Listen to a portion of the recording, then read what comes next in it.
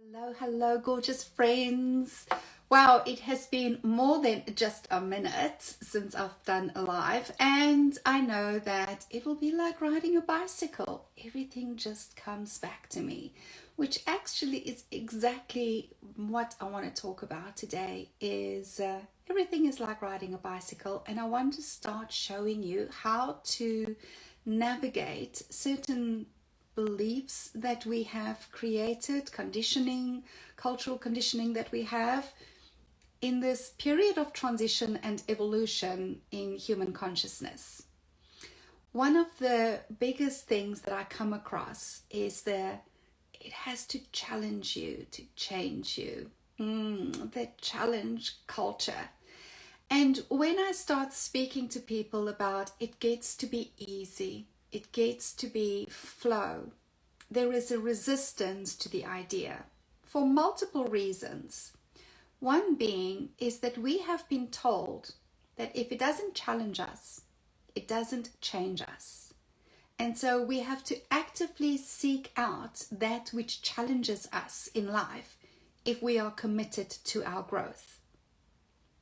It forms a little bit part of you have to do something that scares you every day. Why do we need people to operate from fear? We have to have pain for gain. Well, we all know that is completely ludicrous.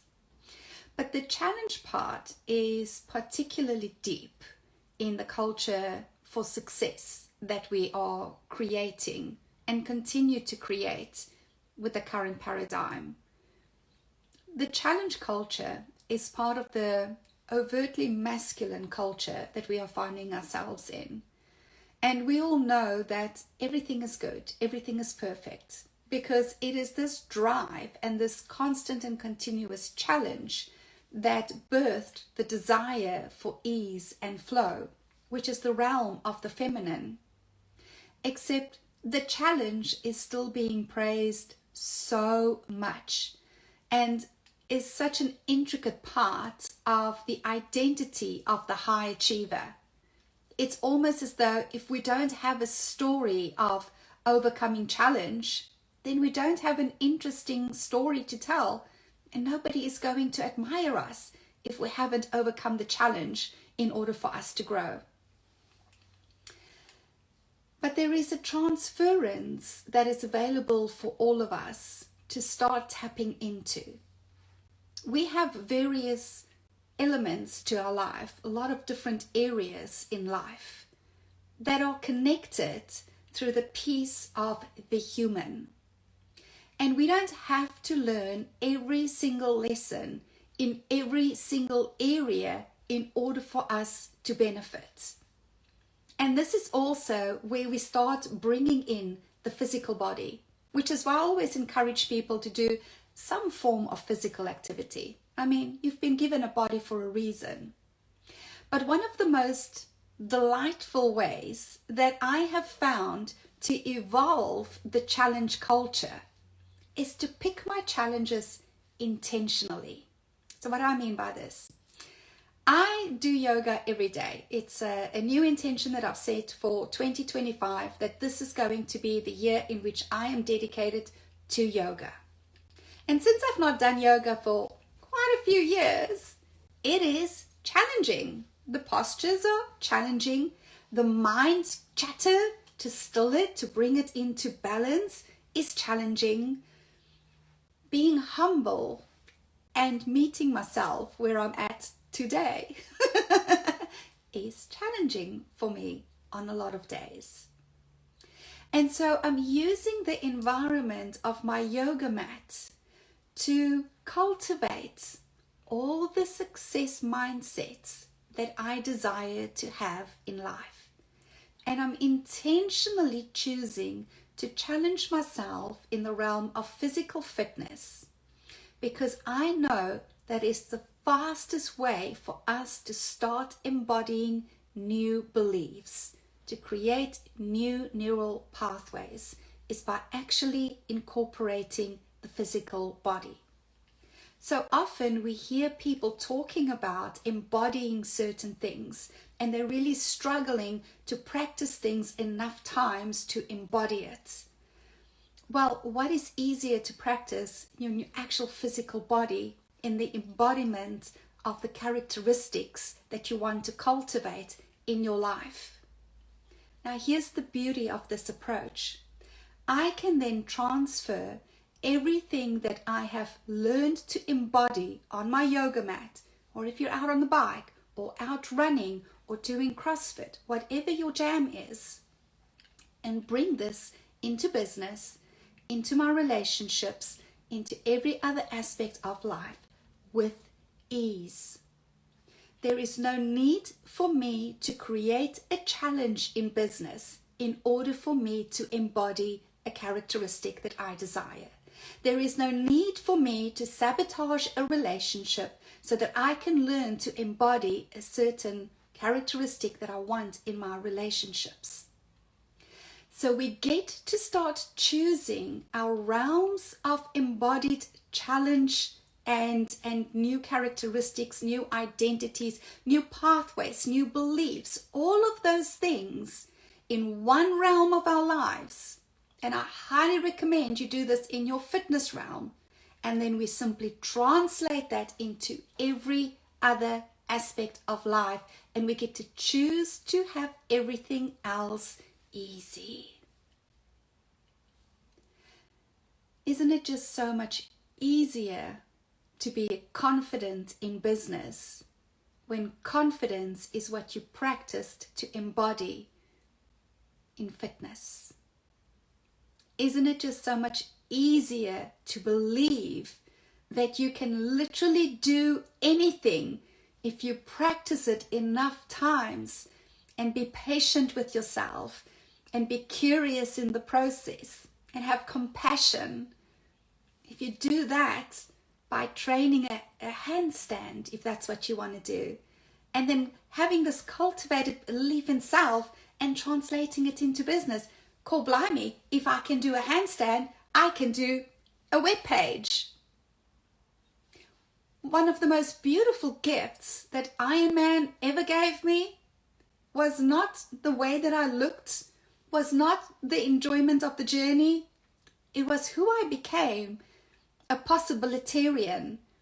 And that identity has stuck with me and has translated into every other area of my life. I know anything is possible for me in every situation. I have such a sense of belief in myself, which creates a feeling of safety, physical safety, because if anything had to happen and I had to walk 100 miles to get somewhere, I know I can do that. Not because of the standard of physical fitness of today, but because I have created evidence in my past that I am capable of meeting myself every step along the way for 100 miles in order to get to somewhere that I need to be. I've already had the conversations in my head of what it means to be in this much pain. I've already had the conversations in my head of what it means to feel despondent or to feel elated or to go through the dark journey at one stage. I've already created all of this through my physical journey, and I can now translate it into safety and creativity and possibility in every other area of my life. But we're told that we need to constantly challenge ourselves. And so what we as humans are being shown to do is we have to create these challenges in the areas of our lives that, quite frankly, feels the most important to us. And so people are struggling in business for the sake of growth, and they're breaking up their partnerships for the sake of growth. And then we keep justifying why we're making it so hard, because if it's going to challenge us, it's going to change us. So that's one way of starting to look at it, is that you get to choose your challenge in, quite frankly, the easiest and safest area of your life, which always is, for me anyways, physical fitness. Because we don't feel as attached to it. It doesn't feel as dangerous as a lot of the other areas of our lives. Now, if you're already on this wavelength and you want an upgrade from this, well, then that is really where self-artistry comes into play.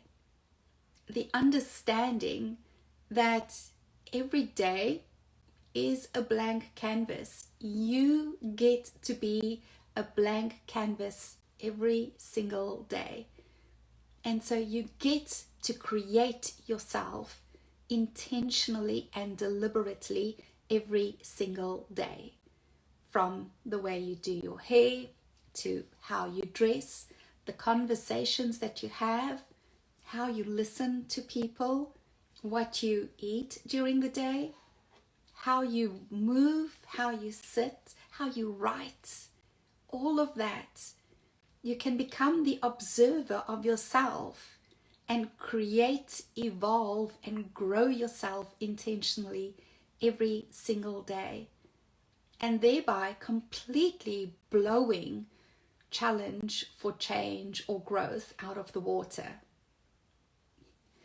You see, my friend, we're living in a time when all of these things that we are so well rehearsed in doesn't have to be our next reality or even our now reality anymore. If you would just open yourself to listen to the words that you speak, watch what it is that you read and believe, choose to find evidence for, and become curious as to why you would continue to believe these things. Now, part of that is the identity that we craft around all of this. Oh, I'm such a badass. I always do things that challenge me. Oh, I'm such an overcomer. I always climb the big mountains. And I'm making fun of it because I've had all those identities and I'm not making any of them wrong. But what do you want more? What do you want more? Do you want ease and flow and creativity and originality more? Or do you want the applause, the identity, the approval, the validation of others,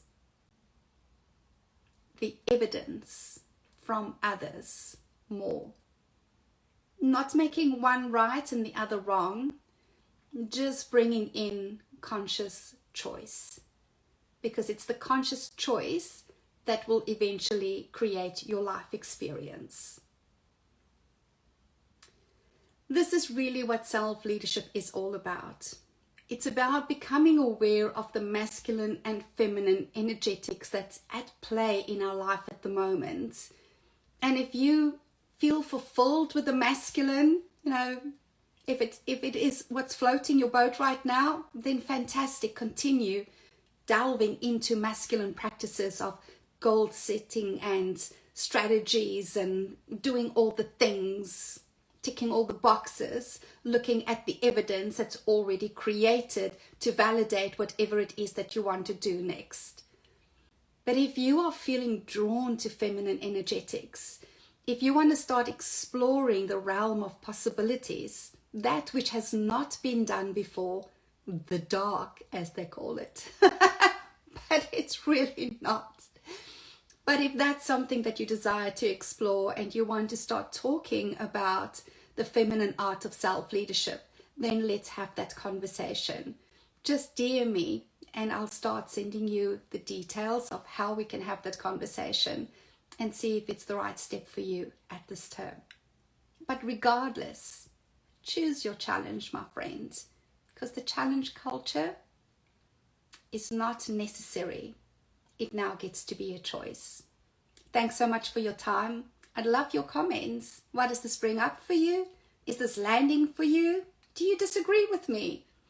Let's have that conversation. It's always a good one. Have an amazing day further.